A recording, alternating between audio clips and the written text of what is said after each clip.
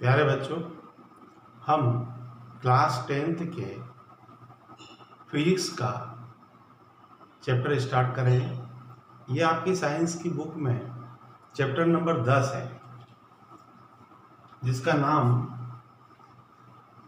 Light,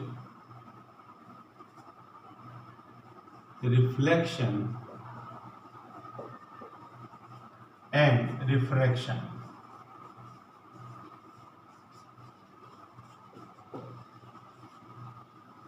reflection and reflection.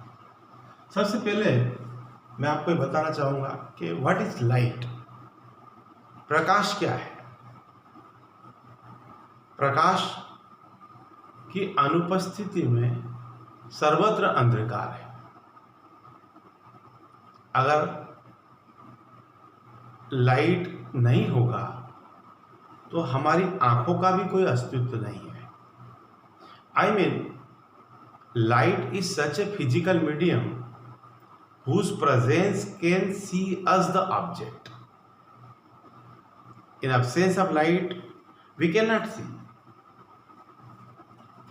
तो इस chapter में हम लाइट की कुछ प्रॉपर्टीज के बारे में पढ़ेंगे और लाइट की उन प्रॉपर्टीज को पढ़ने के लिए किन किन डिवाइस की जरूरत पड़ेगी वो भी हम पढ़ेंगे। तो सबसे पहले हम रिफ्लेक्शन ऑफ लाइट पढ़ेंगे। Reflection of light. रिफ्लेक्शन मतलब लाइट का किसी भी स्मूथ या पॉलिश सरफेस से टकराकर उसी मीडियम में वापस आना। The returning of light from any polished or smooth surface is called reflection of light. आप जो भी चीजें देखते हैं आपके आसपास वो सब रिफ्लेक्शन के जरिए ही दिखलाई पड़ती है। बिना रिफ्लेक्शन हुए कोई भी ऑब्जेक्ट आपको दिखलाई नहीं पड़ेगा। जैसे कल्पना कीजिए कि कोई चीज अंधेरे में रखी हुई है, आपको दिखती है क्या? बिल्कुल भी दिखलाई नहीं पड़ती, क्योंकि उससे लाइट आपकी आंखों तक पहुंच ही नहीं रहा है।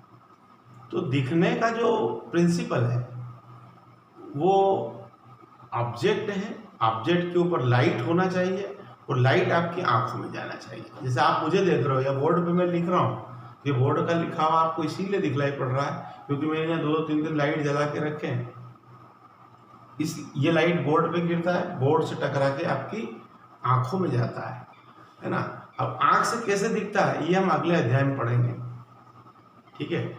हमें ह्यूमन आई के बारे में पूरी स्टडी करना है तो उसको बाद में पढ़ेंगे। रिफ्लेक्शन के बारे में हम यहाँ विस्तार से पढ़ेंगे। तो रिफ्लेक्शन की मैंने डेफिनेशन तो बताई कि the returning of light from any polished और स्मूथ सरफेस। अब रिफ्लेक्शन दो टाइप का होता है, एक रेगुलर होता है और एक इरेगुलर होता है। रेगुलर रिफ्लेक्शन वो रिफ्लेक्शन होता है जिसमें जब किसी ऑब्जेक्ट के ऊपर लाइट इंसिडेंट होता है तो रिफ्लेक्शन के बाद सभी लाइट रे एक दूसरे के पैरेलल होती है, और पैरेलल होगी तो निश्चित रूप से इंटेंसिटी बढ़ जाएगी, तो वो चीज़ अपने को चमकदार दिखेगी। कल्पना कीजिएगा आप कांच के सामने खड़े हैं, मिरर के सामने, तो आप मिरर में आपकी इमेज इसीलिए दिखलाई पड़ रही है कि आपका रिफ्लेक्शन रेगुलर हो रहा है। अब कल्पना कीजिए आप न्यूज़पेपर पढ़ रहे हैं या एक दीवार को देख रहे हैं, तो उसमें आपका चेहरा नहीं दिख रहा। न्यूज़पेपर के अंदर आप अपना चेहरा नहीं देख पा रहे हैं। क्यों नहीं देख पा रहे हैं? क्योंकि वहाँ पे इरेगुलर रिफ्लेक्शन हो रहा है, रेगुलर नहीं हो रहा है, ठीक है ना। तो रेगुलर रिफ्लेक्शन में या तो हमारा इमेज बनेगा या वो चीज़ बहुत चमकदार दिखलाई पड़ेगी, ठीक है। अखबार से, मिट्टी से, दीवार से इरेगुलर रिफ्लेक्शन होता है, ठीक है बेटे। बच्चों, अब हम लॉज ऑफ रिफ्लेक्शन की बात करेंगे। Laws of reflection. रिफ्लेक्शन के कौन कौन से लॉ है? तो मान लीजिए मैंने एक रिफ्लेक्टिंग सरफेस ली है, ये मैंने एक रिफ्लेक्टिंग सरफेस बनाई है, इसके ऊपर मैंने एंगल को मेजर करने के लिए एक नॉर्मल ड्रा किया है। ये एक इंसिडेंट रे है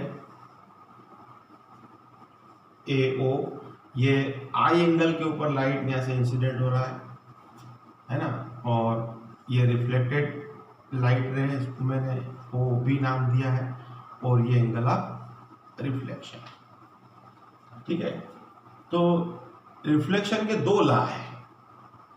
पहला लॉ ये है कि angle of incidence is equal to angle of reflection, मतलब फर्स्ट लॉ जो है वो है I is equal to R, और दूसरा लॉ ये है इंसिडेंट रे, रिफ्लेक्टेड रे और नॉर्मल तीनों एक ही प्लेन में होते हैं, इनका प्लेन चेंज नहीं होता है। तो ये दो इसके लॉ हुए। अब हम देखेंगे कि ये लाइट रे यहाँ पे इंसिडेंट हो रही है और रिफ्लेक्ट होकर के OB पाथ को फॉलो कर रही है, तो इस स्ट्रेट लाइन से रिफ्लेक्टेड लाइट का डेविएशन कितना है। तो उस डेविएशन को कैलकुलेट करने के लिए मैं यहाँ पे कुछ कंस्ट्रक्शन करूँगा। मान लीजिए ये अगर मिरर नहीं होता या रिफ्लेक्टिंग सरफेस नहीं होती तो ये लाइट रे सीधे सीधे निकल जाती है, ऐसे ऐसे निकल जाती। ठीक है, अब ये जो एंगल है ये क्या कहलाएगा, एंगल ऑफ डेविएशन, इसको D कहते हैं, D या डेल्टा कहेंगे। आप बड़ी क्लास में जब जाएंगे तो एक नया सिंबल भी यूज करेंगे, इसको डेल्टा पढ़ते हैं। अभी मैं फिलहाल D लिखूंगा।